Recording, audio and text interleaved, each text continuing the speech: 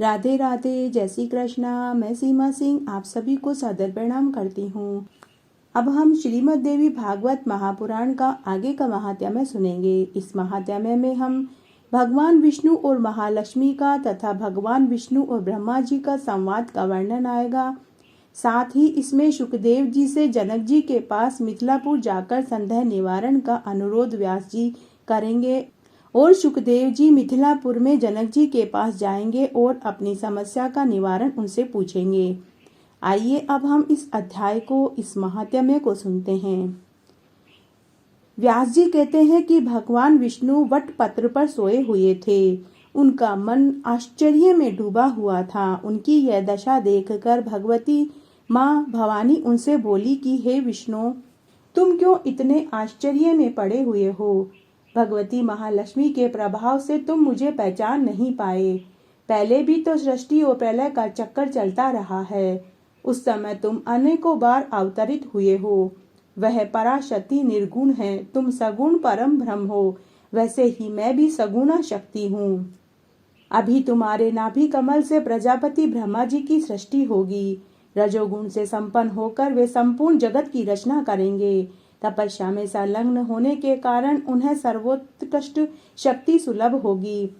ब्रह्मा रजोगुण को धारण करने वाले हैं, अतः उनकी सृष्टि भी रजोगुण संपन्न होगी। तुम इस विश्व की रक्षा का काम संभालोगे।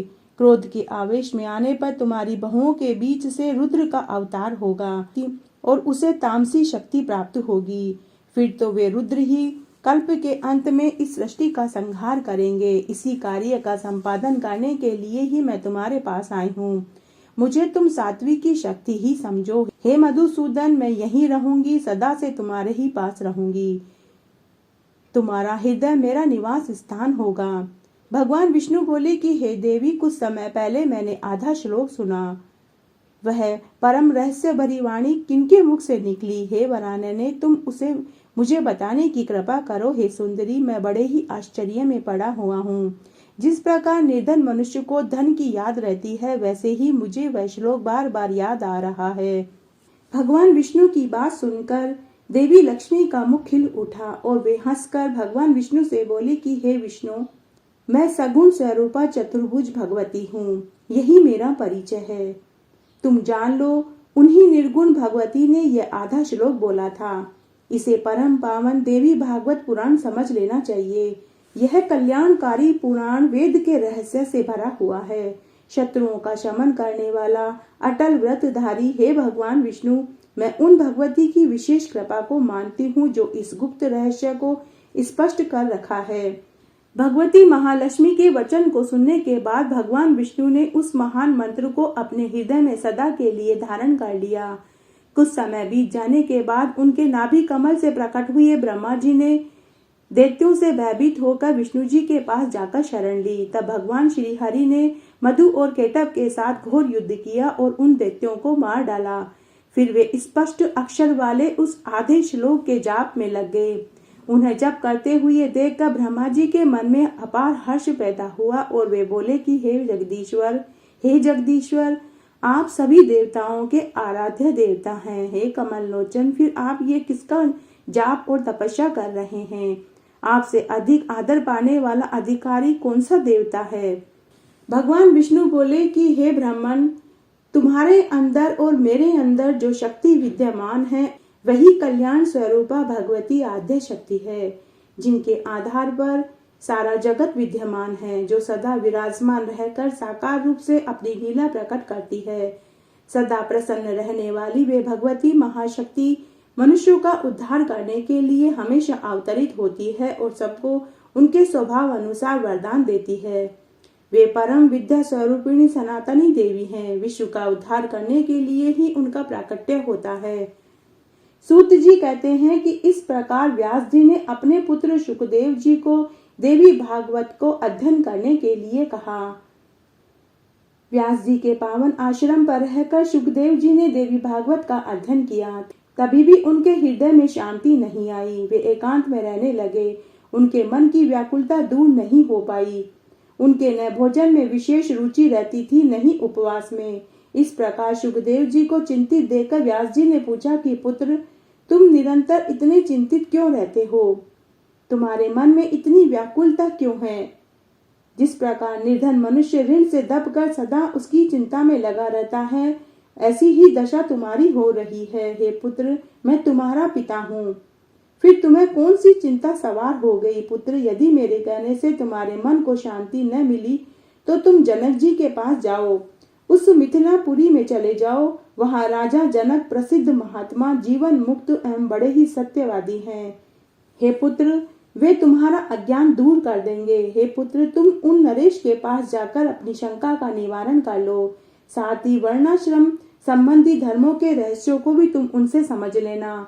वे राजश्री जनक जीवन मुक्त, ब्रह्मज्ञानी, परम पवित्र, सत्यवादी, सदा शांत रहने वाले, योग का अभ्यास करने वाले और योग में निरंतर प्रीति रखने वाले हैं। सूत जी कहते हैं कि व्यास जी अनुपम तेजस्वी पुरुष हैं। उनका कथन को सुनकर तेजस्वी सुखदेव जी कहने लगे कि हे पिताश्री, यह बात तो मेरे मन में बिल्कुल दम्भ सी प्रतीत हो रही है कि राजा जनक प्रसन्नता पूर्वक राज्य करते हुए भी जीवन मुक्त कैसे हैं। पिताजी, भला जो राज्य करता है वह कैसे विदेह हुआ? मेरे मन में यह बड़ी ही शंका उत्पन्न हो रही है। अतः अब मैं उस महाराज को देखना चाहता हूँ कि जो जल में रहकर भी कमल पत्र की भांति उससे अछूत रहने वाले, वे जगत कैसे रहते हैं? पिताजी, इंद्रियों का व्यवहार कैसे दूर हो सकता है? माता, पुत्र, स्त्री और उल्टा, इनमें भेद और अभेद क्यों न किया जाए? यदि किया गया तो फिर मुक्तता कहाँ रही? यदि कड़वा, नमकीन, मीठा, कषाय और तिक्त आदि रसों को जीभ जानती है तो मनुष्य के द्वारा उत्तम पदार्थ भोगे जाते हैं। सर्दी, गर्मी, सुख, दुख भी तो यही भली भांति समझाता है। फिर पिताजी, किस प्रकार वे राजा जनक जीवन मुक्त हुए? मुझे इसमें संदेह हो रहा है। राजा जनक व्यवहार में रहते हुए कैसे इस नियम को तोड़ सकते हैं? चोर और तपस्वी दोनों में उनकी समान बुद्धि कैसे रह सकती है? यदि विषम बुद्धि है तो फिर मुक्तता कैसी? पिताजी, मैंने अभी तक किसी भी राजा को जीवन मुक्त नहीं देखा है। फिर राजा जनक गृहस्थ में रहकर कैसे जीवन मुक्त हैं? यह तो मेरे शंका का बहुत बड़ा विषय हो गया है। आपकी बात सुनकर मुझे उनको देखने की प्रबल इच्छा उत्पन्न हो गई है। सूत जी कहते हैं कि इस प्रकार पिता व्यास जी से कहने के बाद सुखदेव जी उनके पैरों पर गिर पड़े और हाथ जोड़कर जाने की इच्छा प्रकट करते हुए बोले कि हे पिताजी, मेरे पूछने पर आपने जो आज्ञा दी है वह मुझे स्वीकार है। अतः जनक जी द्वारा सुरक्षित विदेह नगर मैं जरूर देखना चाहूंगा। राजा जनक बिना दंड दिए कैसे राज्य का भार संभालते हैं? सूत जी कहते हैं कि सुखदेव जी के मन में राजा जनक से मिलने की इच्छा उत्पन्न हो गई। अपने ऐसे परम ज्ञानी, दृढ़ वैरागी पुत्र को देखकर व्यास जी ने उन्हें हृदय से लगा लिया और कहने लगे। व्यास जी अपने पुत्र सुखदेव जी से बोले कि बेटा सुखदेव, तुम्हारा कल्याण हो, तुम बहुत दिनों तक जीवित रहोगे। पुत्र, तुम बड़े ही बुद्धिमान हो। मेरे सामने सच्ची प्रतिज्ञा करके आनंद पूर्वक जा सकते हो। वहां जाकर फिर मेरे उत्तम आश्रम पर वापस लौट आना। इसके अलावा तुम कहीं और मत जाना। तुम्हारे मुख कमल को देख कर ही मैं समय व्यतीत कर रहा हूँ। पुत्र, तुम्हारे आंखों से ओझल हो जाने पर तो मुझे दुख झेलना ही पड़ेगा, क्योंकि तुम ही मेरे प्राण हो। पुत्र, जनक जी के द्वारा अपना संदेह दूर करने के बाद तुरंत तुम इसी आश्रम में वापस आ जाना। हम दोनों सुखपूर्वक जीवन व्यतीत करेंगे। सूत जी कहते हैं कि व्यास जी के इस प्रकार कहने पर सुखदेव जी अपने पिता के चरणों में मस्तक झुकाकर प्रदक्षिणा करी और तीव्र गति से वहां से चले गए। जाते समय मार्ग में अनेक समृद्धशाली देश, वन, वृक्ष, फूल, पत्ते, खेत, तपस्वी, आश्रम सभी मिले। तब सुखदेव जी सुमेरु पर्वत और हिमालय को पार करके मिथिला प्रदेश में पहुंच गए। वहां जाकर वे द्वारपाल से बोले कि हे द्वारपाल, तुम राजा जनक से कहो कि व्यास जी का पुत्र सुखदेव जी आए हैं। तब द्वारपाल राजा जनक के पास जाकर सुखदेव जी के आने का समाचार सुनाते हैं। सुखदेव जी के आने का समाचार पाकर राजा जनक अपने मंत्रियों सहित गुरुपुत्र को लेने के लिए द्वार तक जाते हैं। भली भांति उनका आवभगत करा, कुशल से पूछी, दूध देने वाली गाय उनके सामने उपस्थित कर दी। सुखदेव जी ने महाराज जनक के किए हुए सत्कार को स्वीकार किया। राजा से भी उन्होंने कुशल से पूछी और अपने आने का शुभ समाचार कह सुनाया। तब राजा जनक ने सुखदेव जी से पूछा कि हे महाभाग, आप बड़े निष्प्रय महात्मा हैं। हे मुनिवर, किस काम से आपका यहाँ आना हुआ है, कृपा करके बताइए। सुखदेव जी बोले कि हे महाराज, पिता व्यास जी ने मुझसे कहा कि तुम विवाह कर लो, क्योंकि सभी आश्रमों में गृहस्थाश्रम श्रेष्ठ है। परंतु उनकी आज्ञा को मैंने नहीं माना। मैंने उनकी आज्ञा को स्वीकार नहीं किया, क्योंकि मैं विवाह को बंधन मानता हूँ। तब पिता व्यास जी ने कहा कि पुत्र, तू मिथिला में जा और शोक मत कर। वहाँ राजा जनक रहते हैं। वे याज्ञिक पुरुष एवं जीवन मुक्त है। विधेय नाम से उन्हें सारा जगत जानता है। मेरे पिता व्यास जी ने कहा कि राजा जनक की स्थिति देखकर अपनी मानसिक अंधकार को दूर करना, अपने संशय का निवारण करना और उसके बाद तुम विवाह जरूर करोगे। यदि मेरी बात पर विश्वास नहीं हो तो तुम जाकर राजा जनक से अपना संदेह का निवारण कर लो। वे राजा जनक तेरी मानसिक संदेह का निवारण कर देंगे। पुत्र, उन राजा की बात सुनकर शीघ्र मेरे पास लौट आना। हे महाराज, पिता की आज्ञा को मानकर मैं आपके पास आया हूँ। मैं संसार के बंधन से मुक्त होना चाहता हूँ। मुझे क्या करना चाहिए, यह बताने की कृपा कीजिए। हे राजेंद्र, तपस्या, तीर्थ, व्रत, यज्ञ, स्वाध्याय, तीर्थवास और ज्ञान, इन साधनों में से किसका आश्रय लेने से मुक्ति सुलभ होगी, यह कहने की कृपा कीजिए। राजा जनक ने कहा कि हे सुखदेव, मोक्ष मार्ग का अनुसरण करने वाले ब्राह्मण को चाहिए कि पहले यज्ञोपवीत संस्कार हो, तब विद्या पढ़ने के बाद गुरु के पास जाए। वेद और वेदांत का अध्ययन हो जाने के बाद उसका समावर्तन हो, तब वह विवाह करके गृहस्थ आश्रम में रहे। मन पर अधिकार रखे, इसके अतिरिक्त दूसरा कोई विधि विधान उसके लिए लागू नहीं होता। संतोष रखे, दूसरों से आशा न करे, मन में पाप को न ठहरने दे, अग्निहोत्र आदि कर्म करे, सत्य बोले, सदा पवित्र रहे, पुत्र और पौत्र हो जाने के बाद वानप्रस्थ हो जाए, तपस्या करके काम, क्रोध, इन 6 शत्रुओं पर विजय प्राप्त करे। उसके बाद पुत्र के पास रहने के लिए स्त्री की व्यवस्था कर दे। न्याय पूर्वक संपूर्ण अग्नियों का अपने में आधान करके चौथे आश्रम में पैर रखे। धार्मिक भावना मन से कभी दूर न करे, चित्त शांत रखे। विरक्त पुरुष ही सन्यासी होने का अधिकारी है। यदि विराग नहीं हुआ तो कभी भी सन्यास लेना अनुचित है। वेद की यही सच्ची घोषणा है। मेरी समझ में इसे कोई मिथ्या नहीं बता सकता। हे सुखदेव, वेद की आज्ञा के अनुसार 48 संस्कार बताए गए हैं। उनमें से महापुरुषों के गृहस्थ के लिए 40 संस्कार बताए हैं। साथ ही शम, दम आदि 8 संस्कार मुक्ति कामी पुरुष के लिए बताए हैं। तब राजा जनक ने सुखदेव जी से कहा कि एक आश्रम के नियमों का पालन करके दूसरे आश्रम में जाना चाहिए, यही आदरणीय पुरुष की आज्ञा है। सुखदेव जी ने राजा जनक से पूछा कि हे राजन, बुद्धि में वैराग्य और प्रत्यक्ष ज्ञान एवं परोक्ष ज्ञान का उदय हो जाने पर गृहस्थ आश्रम में रहना अच्छा है या वन में? तब राजा जनक ने कहा कि हे सुखदेव, इंद्रियों पर अधिकार प्राप्त करना बड़ा कठिन काम है। ये इंद्रियां अपवक बुद्धि पुरुष के मन में अनेकों प्रकार के विकार उत्पन्न कर देती है। यदि संन्यास लेने पर कामनावास जग उठे तो फिर वह पुरुष सुंदर पदार्थ खाने, कोमल शैया पर सोने, इंद्रिय सुख भोगने, पुत्र पाने की इच्छा को कैसे शांत करेगा? वासनाएं बड़ी ही दुर्जर है, ये शांत नहीं होती। अतः इनका वेग शांत करने के लिए क्रमशः त्यागी बनना चाहिए। ऊपर सोने वाला तो कभी न कभी नीचे गिरता ही है। जो नीचे सोता है उसके गिरने की संभावना कम होती है। सन्यासी हो जाने पर भ्रष्ट हो जाए तो फिर उसके लिए कोई भी मार्ग सहज नहीं है। चींटी पैर से ही वृक्ष के मूल पर चढ़कर डालियों पर जाती है, धीरे धीरे सुखपूर्व फल तक पहुंच जाती है। पक्षी कोई विघ्न सामने न आ जाए इस भय से तीव्र गति से चलता है। परिणाम यह होता है कि वह थक जाता है और चींटी कभी नहीं थकती, वह सुखी रहती है। जो भगवत साक्षात्कार से वंचित है वे मन के प्रबल वेग को रोक नहीं सकते। अतः क्रमशः वर्णाश्रम धर्म का अनुसरण करते हुए मन को जीतना चाहिए। गृहस्थ आश्रम में रहकर सदा शांत रहें, बुद्धि में विकार उत्पन्न न होने दें, आत्मा का चिंतन करें, न लाभ होने पर प्रसन्न हो और न हानि होने पर दुखी। प्रत्येक स्थिति में समान रूप से रहे, जो चिंता का विषय हो उसका परित्याग करें। हे सुखदेव, देखो, मैं राज्य करते हुए भी जीवन मुक्त हूँ। मैं इच्छा अनुसार कर्म करता हूँ, किंतु कोई भी कर्म मेरे बंधन का कारण नहीं बन पाता।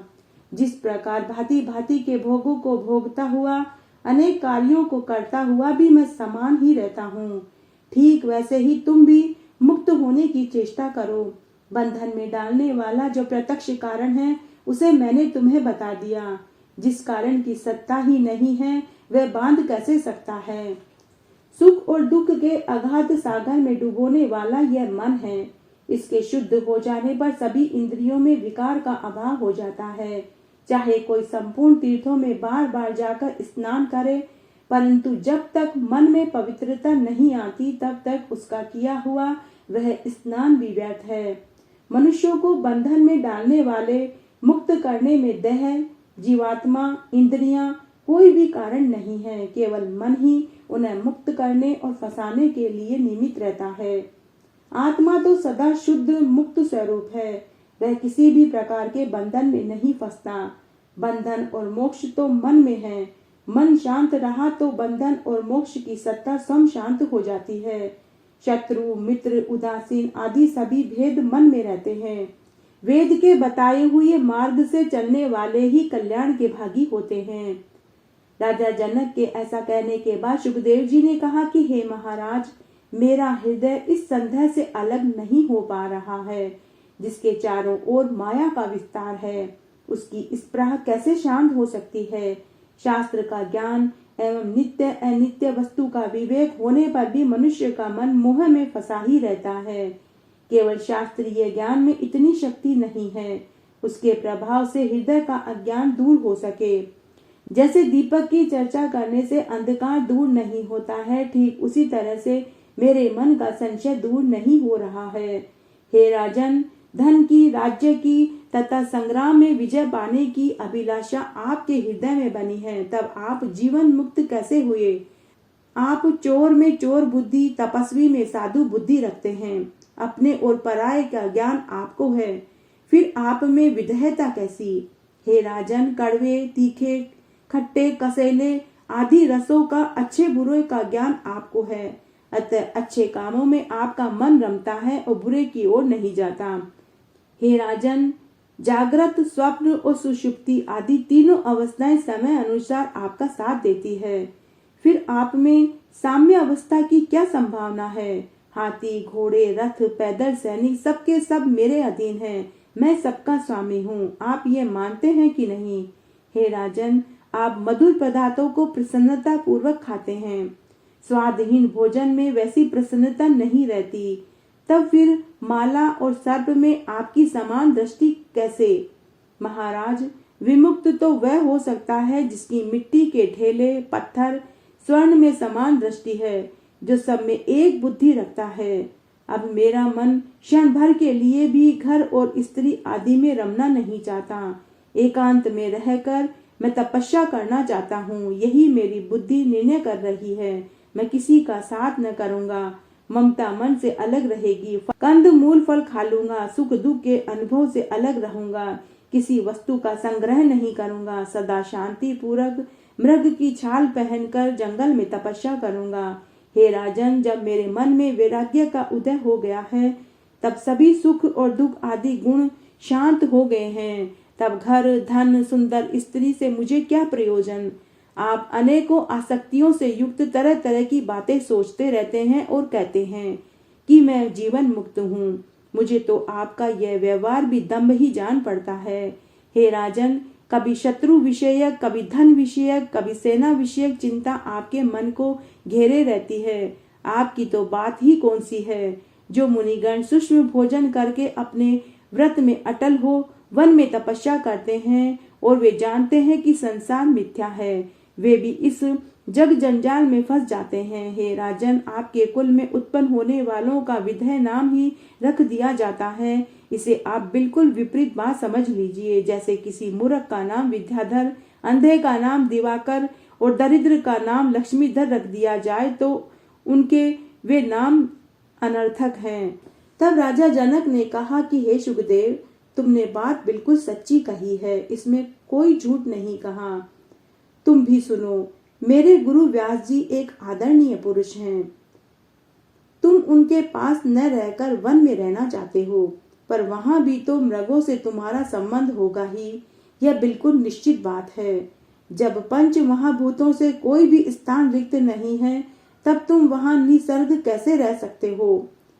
हे सुखदेव, भोजन की चिंता तो कभी साथ छोड़ नहीं सकती, फिर तुम निश्चिंत कैसे हुए? जिस प्रकार वन में रहते हुए भी तुम्हें अपने दंड और मृग चर्म की चिंता हमेशा रहेगी, वैसे ही मुझे अपने राज्य की चिंता है। तब हम दोनों की चिंता तो समान ही हुई, बल्कि दूर देश में जाने के कारण तुम्हारा मन तो अधिक चिंतित रहेगा।